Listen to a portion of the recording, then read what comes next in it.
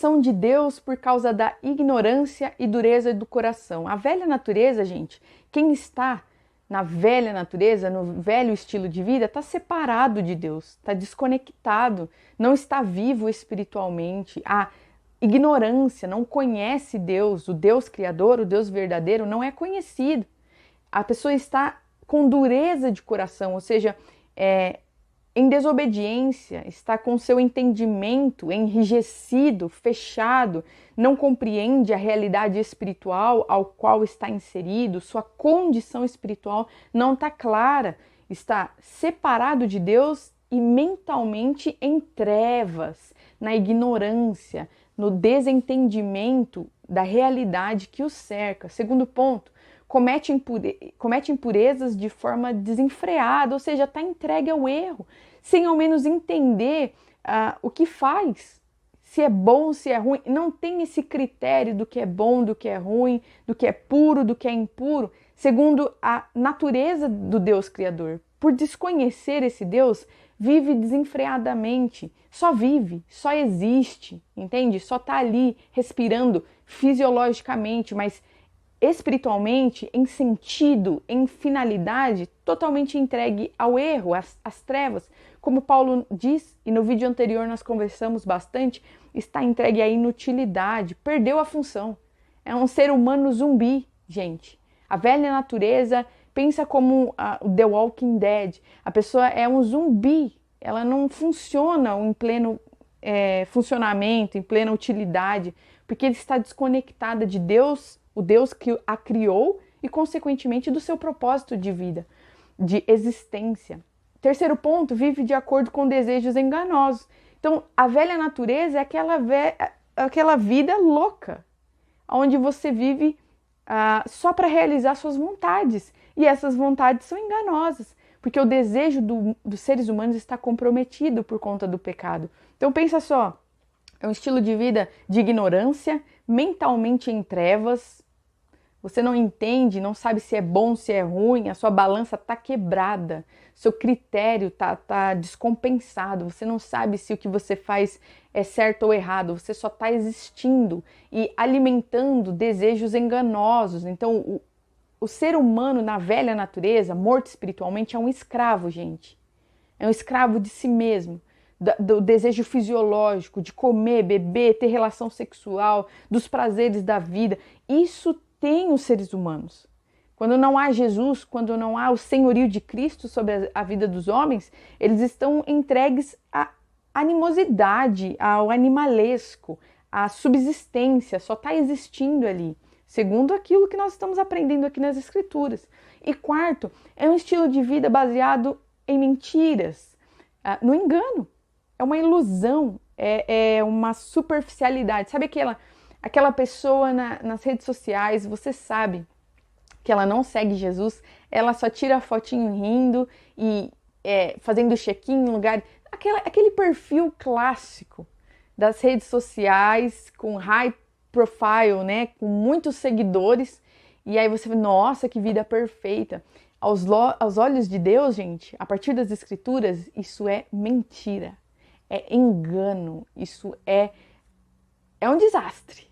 É definitivamente um desastre.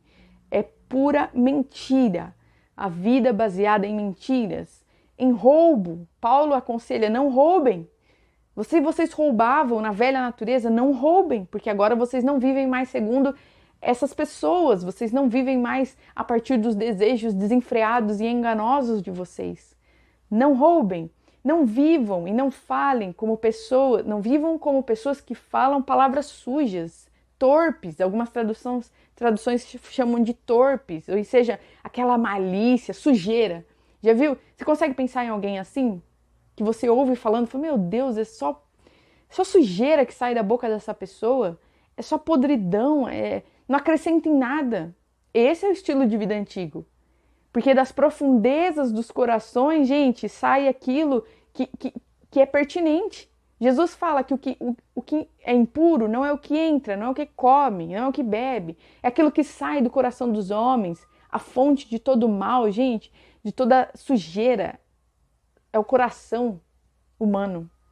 A fonte é boa em Cristo, fonte viva ou de podridão. Não há como uma pessoa na velha natureza produzir alguma coisa boa. Ela está entregue ao pecado, ao erro, a um estilo de vida de mentiras, de roubos. Não há critérios, não há moralidade. Segundo a palavra de Deus, essa é a verdade. É assim que nós precisamos enxergar as pessoas que estão entregues ao erro, que não seguem Jesus. É com esse olhar de graça e misericórdia e urgência que nós precisamos estar no mundo, entendendo que quem não reconhece Cristo, quem não vive Jesus, está deploravelmente entregue a um estilo de vida pobre, de morte, de trevas, de escuridão. E nós daqui não é para julgarmos, não é para nos colocarmos acima. Quem faz isso são as outras religiões. Há muitas religiões que olham para quem está de fora do seu quadradinho como inferior, né? Nós somos os despertos e eles são os ignorantes. Não. Nós somos chamados para servir, para anunciar o Filho, ir em direção à dor, olhar nos olhos das pessoas e servir bacia e toalha para levar o Evangelho, porque nós entendemos a condição deplorável. Nós temos que nos compadecer, entendendo que o estilo de vida que essas pessoas levam, por mais que elas não entendam e não percebam, é de destruição, ruína, podridão, de lixo, gente. Nós precisamos olhar desta forma e entender que há pressa, o tempo é curto e nós precisamos levar e anunciar o Filho, mostrar o caminho em direção ao Filho, porque lá há vida, a paz, a transformação, a verdade. E aí eu quero terminar com vocês falando da nova natureza. 4 pontos aqui importantes que nos diferem das pessoas que não estão em Cristo. Primeiro de tudo, o estilo de vida de quem vive em justiça, retidão, procedentes da verdade. Ou seja, é um estilo de vida onde você preza a verdade, gente, independente do preço dela. Não tô falando aqui de um estilo de vida fácil, tá? Não tô falando aqui, ó, só de coisa uau, não. Esse evangelho aí do coach, de pensamento positivo, de que vai dar tudo certo, isso aí é mentira, é falácia, é o evangelho empobrecido, é uma bizarrice. O evangelho verdadeiro, ele fala sobre a verdade. A vida é estabelecida na verdade. Isso é a bênção, mas também é o desafio do evangelho, porque verdade nem sempre é agradável. A verdade muitas vezes dói, traz lágrimas, tira pedaço, mas transforma e nos leva para lugares melhores de existência, de sentido da vida, de compreensão da realidade, de como ela é dura, de como há sofrimento, como a morte, o pecado trazem dor e muitos males aos seres humanos. Então, a nova natureza é baseada nisso. É um estilo de vida corajoso, porque a verdade pode custar tudo da gente.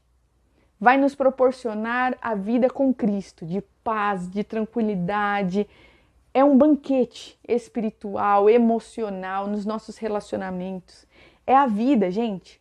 Mas ela também precisa ser entendida como algo baseado na justiça, na verdade, na retidão, no que é. E muitas vezes isso custa. Muita gente, e no final dos tempos, gente, os seres humanos eles vão ser responsáveis por ignorar Cristo. O ser humano é responsável, como a gente conversou agora há pouco.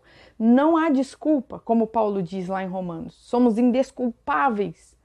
Os homens são indesculpáveis porque, vendo os atributos de Deus, que Deus existe, eles resolveram virar as costas para o Deus Criador e para o próprio Cristo.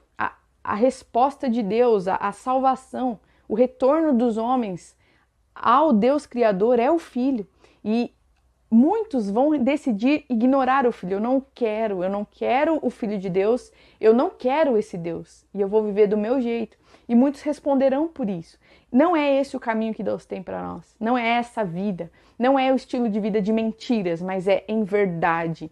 Baseado em justiça e retidão. O que é retidão? É ser reto, né? Ser honesto, coerente, tudo aquilo que é certo, bom, Paulo está falando aqui de moralidade, de ética, de estilo de vida do cristão.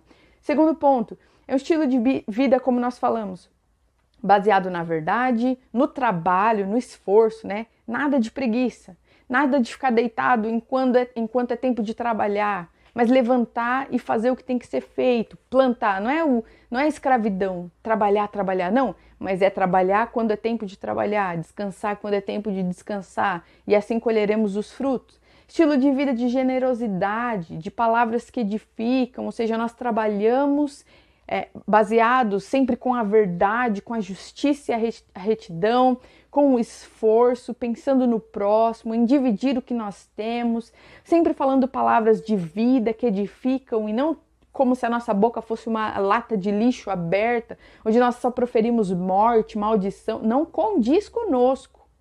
Não condiz. A murmuração não condiz com o cristão. Essas coisas não fazem parte do estilo de vida que Jesus tem para nós. Não combinam com Jesus. Se não combina com Ele, com o seu caráter, não podem combinar com a gente também. E nós precisamos lutar contra essas coisas. Cada um de nós tem um calcanhar de Aquiles, um calinho que aperta. Paulo fala sobre o espinho na carne. Todo ser humano tem alguma coisa para lutar. Mas nós precisamos continuar lutando e não ceder ao estilo de vida da velha natureza. Cada um de nós responde ao Senhor, esse é o ponto. Eu não venho aqui apontar o dedo para vocês, mas para falar assim, você, nós como seres humanos, nós temos que continuar lutando contra um estilo de vida que em Cristo deve ser superado, porque Jesus, o próprio Deus, o Espírito Santo, está trabalhando em nós, para que nós sejamos aperfeiçoados e que o que é velho fique para trás. Nós precisamos lutar por isso, lutar pela santidade. A nova vida, gente, é uma vida santa. O que é santidade? É separação. Separação do mundo, daquilo que é pecado, da morte. Esse é o processo que nós estamos vivendo. Então, o meu papel aqui é incentivar vocês. Continuem andando, independente do ambiente que vocês estão. Se é na escola, se é no trabalho. Gente, a maré pode estar indo para a direita. Se Jesus diz, os meus filhos vão para a esquerda, nós vamos pela esquerda. Como assim, Carol? Estou falando, o mundo pode viver no erro. No seu trabalho, na sua faculdade, na sua família até. As pessoas podem normalizar o pecado. Mas nós, como cristãos, precisamos ser resistência nisso. Nós somos chamados para brilhar e em Cristo Jesus nós somos capazes. Esse é o ponto. Em Jesus, por causa do Espírito Santo, nós somos capacitados a resistir ao pecado. Então não é porque todo mundo faz que você tem que fazer também. Não é porque todo mundo rouba algo no escritório que você tem que fazer também. Não é porque todo mundo negligencia na prova, no trabalho ou dá aquele jeitinho que você tem que fazer isso também. Nós vivemos segundo o que Cristo diz, o que Ele nos orienta e especialmente como Ele é. Nós somos, porque o caráter dele está sendo aperfeiçoado em nós. O que ele diz que é bom, nós dizemos que é bom e vivemos segundo isso. O que ele diz que é mal, nós não queremos, porque o Espírito diz que não deve ser motivo de conversa no nosso meio. Viva segundo Jesus e não segundo a maioria. Isso é desafiador. Isso é coragem, gente. Isso aqui vai nos tirar da zona de conforto e muitas vezes lágrimas. Muitas vezes vai nos custar tudo, mas nada se compara com o estilo de vida de quem anda com Cristo e de quem herdará a vida eterna. Não perca a sua salvação, não entristeça o Espírito Santo de Deus. E por fim, para encerrar, é um estilo de vida de quem agrada a Deus, não entristecendo o Espírito Santo, ou seja, não andando em desobediência. Não volte. Paulo fala isso N vezes nas cartas que ele manda para a igreja, né? Então, para os Gálatas, para os Efésios, para os Colossenses, o incentivo, que eles estão indo bem, mas Paulo, ele constantemente ele incentiva a eles estarem firmes na fé, a não se desviarem da fé que eles têm e das coisas que eles aprenderam por meio das lideranças. Não desanimem, fiquem firmes, não abandone a nova vida, voltando para um estilo de vida que vocês foram libertos. Já pensou isso, gente? Você está preso, está encarcerado, você recebe a chave, você abre e sai e de repente você volta lá para dentro de novo? Que coisa triste. Não é isso que Deus tem para nós, eu tenho certeza. É sempre para frente. Então não vamos nos permitir ser escravizados novamente pelo pecado. Não precisa ser dessa forma e não é isso definitivamente que Jesus tem para nós. Para concluir, como eu falei para vocês, já trazendo a conclusão, mas eu quero repetir isso aqui para deixar registrado. Ouça o Espírito Santo de Deus. Lá, Efésios 4:30, como nós lemos, não entristeçam o Espírito Santo de Deus, no qual vocês foram selados para o dia da redenção. O que Jesus fala, gente? Que existe um pecado imperdoável, que é contra o Espírito Santo. Por que ele é imperdoável?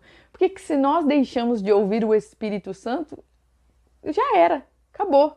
Porque o Espírito é aquele que nos conduz, é a voz que nos orienta segundo os caminhos condizentes com aquilo que Deus tem para nós.